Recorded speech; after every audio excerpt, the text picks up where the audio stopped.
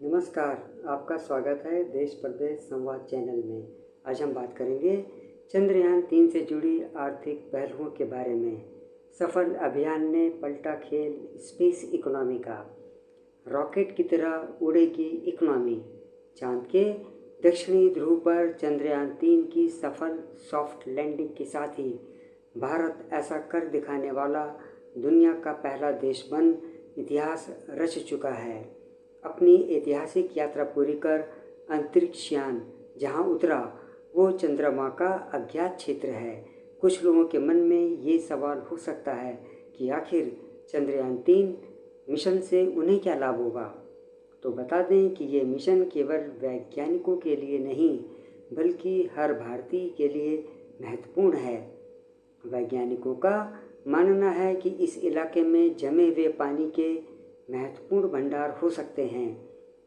इसरो ने 25 सितंबर 2009 को ही चंद्रमा पर पानी होने की घोषणा कर दी थी।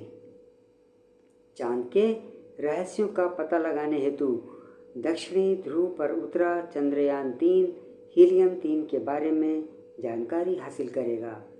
हीलियम-3 ऊर्जा का बहुत बड़ा स्रोत है। चंद्रमा पर 2019 में सॉफ्ट लैंडिंग के विफल प्रयास के बाद भारत अब अमेरिका, तत्कालीन सोवियत संघ और चीन के साथ इस मील के पत्थर को हासिल करने वाला चौथा देश बन गया है। रोवर प्रज्ञान के साथ बुधवार 23 अगस्त को शाम 6:04 पर लैंडर विक्रम चंद्रमा की सतह पर उतरा। देश की अर्थव्यवस्था को इससे काफ़ी फायदा होगा। ग्लोबल स्पेस इकोनॉमी लगभग 550 बिलियन डॉलर की है और भारत की मौजूदा स्पेस इकोनॉमी लगभग 11 बिलियन डॉलर की है।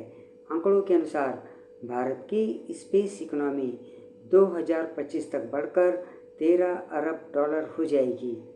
चंद्रयान-3 मिशन के सफल होने का मतलब है विकसित देश बनने की दिशा में एक बड़ा कदम।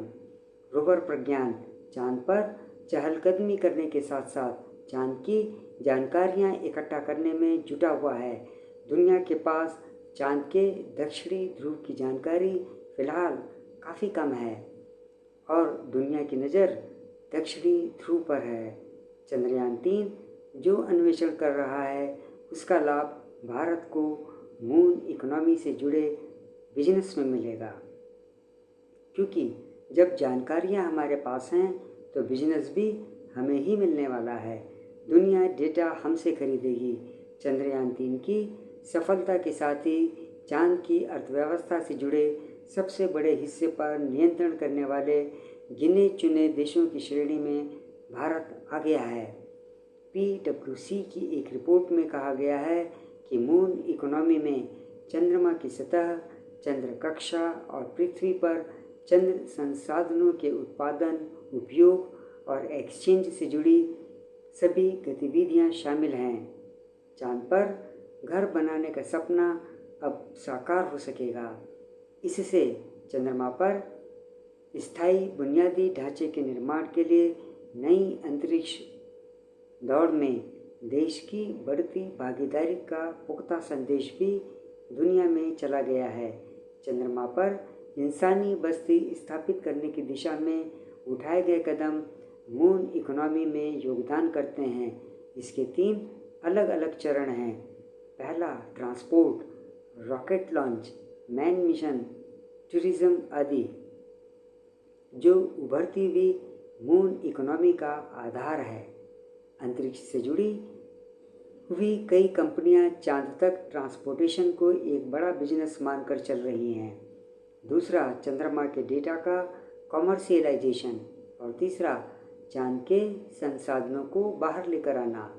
चंद्रमा से जुड़ी जियोपॉलिटिक्स कैसा और किस प्रकार का आकार लेगी, अभी से कुछ पक्का नहीं कहा जा सकता।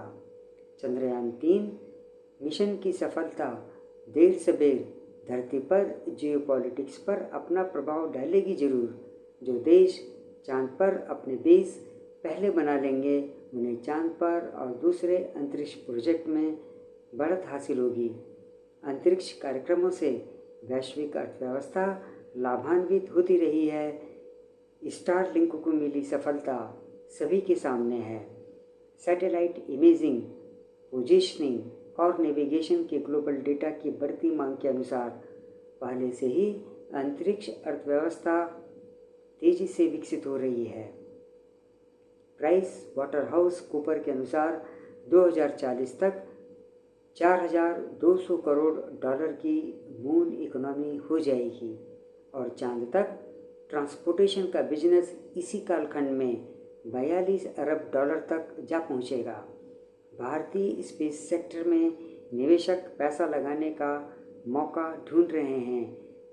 स्पेस टेक इकोसिस्टम का देश में तेज़ी से विकास हो रहा है। 140 से ज़्यादा स्पेस टेक स्टार्टअप्स काम शुरू कर चुके हैं। स्पेस इकोनॉमी ब्लू कॉलर और वाइट कॉलर दोनों प्रकार की हजारों नौकरियां सृजित करने वाली हैं। आज के इस अंक में बस इतना ही। आपसे अनुरोध है कि आप मेरे इस चैनल से जुड़े रहिए और इसे सब्सक्राइब भी कर लीजिए। जय हिंद।